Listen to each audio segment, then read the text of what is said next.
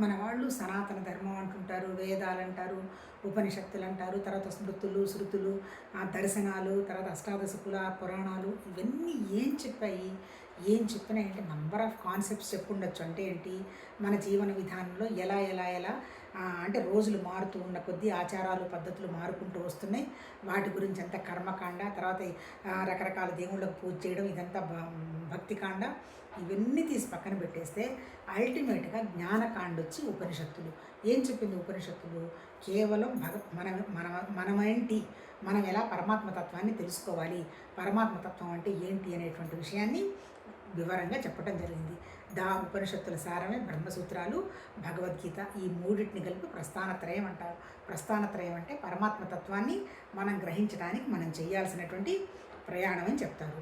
ఏంటిది, ఎన్నో కాన్సెప్ట్స్ చెప్పిన వేదాలు చెప్పినటువంటి కాన్సెప్ట్ ఏంది, 3 గుణాల గురించి చెప్పటం జరిగింది. ఏంటవి? సత్వతమో రజోగుణాలు. ఎక్కడున్నాయి ఈ సత్వతమో రజోగుణాలు? నిరాకారమైనటువంటి పరమాత్మతత్వంలో ఏ నామరూపాలు, గుణాలు, ఏమీ కోరికలు, చలనాలు ఏమీ లేవు. ఎప్పుడైతే ఆయనకు సృష్టి ఉంటే బాగుంటుందనేటువంటి ఒక సంకల్పం, ఆలోచన, మరి వాటెవర్ ఇట్ మేబీ జరగడం జరిగిందో సృష్టి వ్యక్తం అవడం మొదలైంది.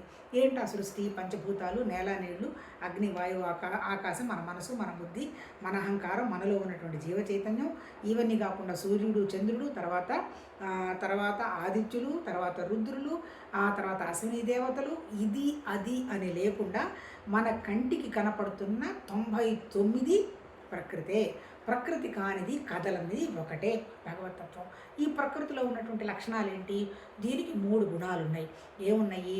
అందుకని ఏంటి 3 గుణాలు అంటే టైము, స్పేసు, ఆబ్జెక్ట్ ఉన్నాయి. ఒక టైంలో నుంచి, ఒక స్పేస్లో నుంచి వస్తుంది. రావడంతో ఒక రూపం ఏర్పడింది. ఏర్పడిన రూపానికి కాలం ఏర్పడింది. అలాగే వ్యక్తమైనటువంటి దీనికి మళ్ళీ ఏమున్నాయి? ఒక నామం పెట్టే, ఒక ఆలోచన ఉంది, ఒక రూపం ఉంది. ఈ నామం రూపం కలిపి క్రియ చేసుకుంటూ పోతున్నది. అది మన జీవత్వం. అంటే ఏంటి? 3 అనే దానికి చెప్పడం జరుగుతుంది. వచ్చాము, ఉన్నాము, వెళ్ళిపోతాము. సృష్టి, స్థితి, లయ. ఆ తర్వాత ఏంటి? మన స్థూల దేహం ఉంది, లోపల మనకు కనపడకుండా సూక్ష్మదేహం ప్రాణం, మన మనసు ఉంది. మనసు ఆలోచన చేస్తుంది, ప్రాణం కదులుతుంది. అవి 2 ఉండబట్టే ఈ శరీరం ఉంది, ఇచ్చ ఏదో పని వ్యక్తం కావడానికి. ఇలా వ్యక్తం. ఇవన్నీ నిజం చెప్పాలంటే ఏంటి? పరమాత్మతత్వానికి ఏ కదలిక లేదు, మన జీవానికి కదలిక లేదు. మరి ఆలోచన కదలిక ఉన్నది ఎవరికి? ప్రాణానికి కదులుతున్నది. దానికి పెద్ద అవగాహన ఏం లేదు. ఉన్నదంతా ఒకే ఒక పరికరం, మన మనసు. ఈ మనసు ఏం చేసింది? ఈ శరీరమే నేనంత ఆధ్యాత్మిక చందనం మొదలుపెట్టి విపరీతంగా వ్యాపించుకుంటూ పోయింది.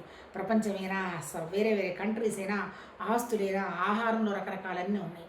ఇప్పుడు మనం చేయాల్సింది ఆ వ్యాపకాన్ని తగ్గించి ఆ మనసుని బంధనం చేసి లోపల ఉన్నటువంటి భగవతత్వ శక్తి తప్ప